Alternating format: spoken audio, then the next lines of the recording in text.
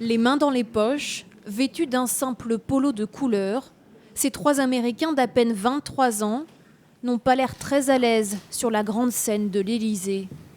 Accompagnés d'un Britannique, ils viennent recevoir la Légion d'honneur.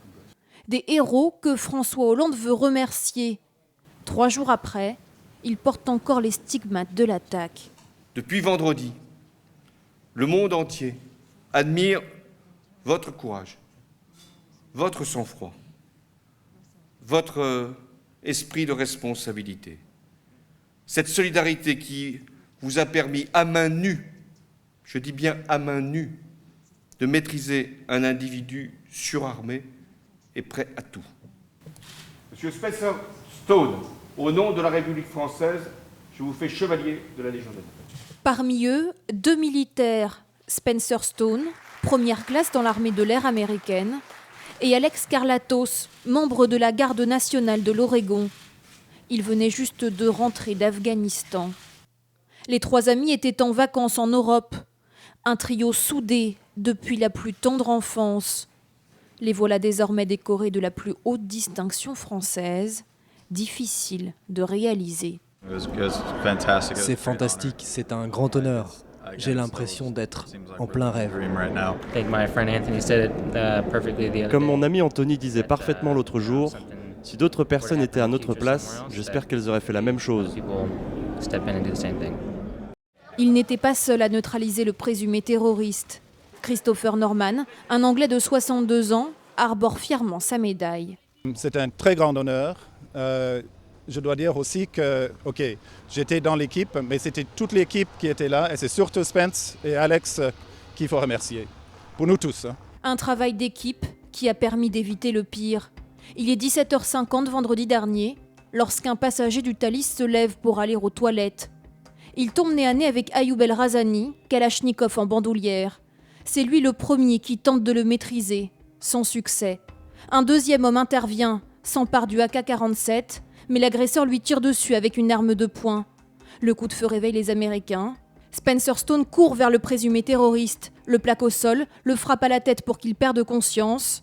Avec l'aide de ses amis et du Britannique, il parvient à le ligoter. L'un d'eux filme les minutes qui suivent l'attaque.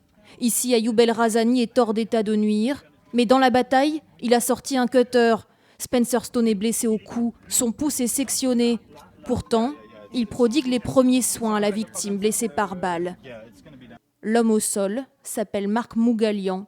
Cet enseignant franco-américain est rapidement transféré au CHU de Lille. La balle a traversé sa poitrine, sans toucher ses organes vitaux. Son état est jugé très sérieux. L'équipe médicale loue son courage.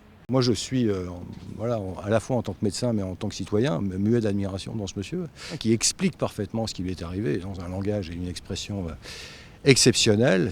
L'entendre, c'est un grand moment d'émotion. Entendre sa femme, c'est un grand moment d'émotion. Il décrit parfaitement ce qui lui est arrivé. Il décrit parfaitement ses regards qu'il a eu à un moment avec son épouse, quand il était par terre.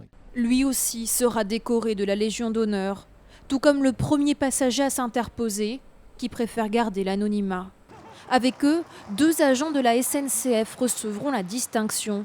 Michel Bruet, chef de bord du Thalys, a tiré le signal d'alarme après avoir croisé la route de l'agresseur. J'étais en voiture 12, il y avait une bagarre sur la plateforme. Je me suis déplacé pour séparer les individus, mais je n'avais pas vu que la personne avait une Kalachnikov et un pistolet en main. C'est tout. Je me suis jeté à terre, il m'a mis en joue, il est rentré dans la voiture et il a été interpellé par les Américains qui étaient présents à bord du train. Son collègue, Éric Tanti, ne travaillait pas ce jour-là. En déplacement privé, il voyageait dans le wagon de l'attaque. Le tireur l'a mis en joue. Je me suis vu mourir. Un réflexe de se cacher, puis après, je sais pas pourquoi, on y va. Et après, comme dit Michel, je fais mon boulot. Signal d'alarme, j'ai été maîtrisé avec les Américains, le forcené, et puis voilà, on l'a accroché.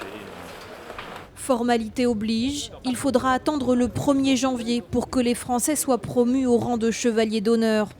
Les jeunes Américains, eux, repartent avec les distinctions. Et de l'autre côté de l'Atlantique, ils font déjà la fierté de leurs proches. Il n'y en a pas beaucoup à 22 ans qui soient capables d'un tel acte. Et je suis fier que ce soit mon fils Spencer qui l'ait fait.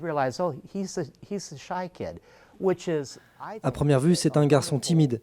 Et je pense que pour lui, ce qui est arrivé, c'est une chose positive qui va le révéler à lui-même. L'Amérique attend désormais le retour de ses héros, célébré à la une des journaux.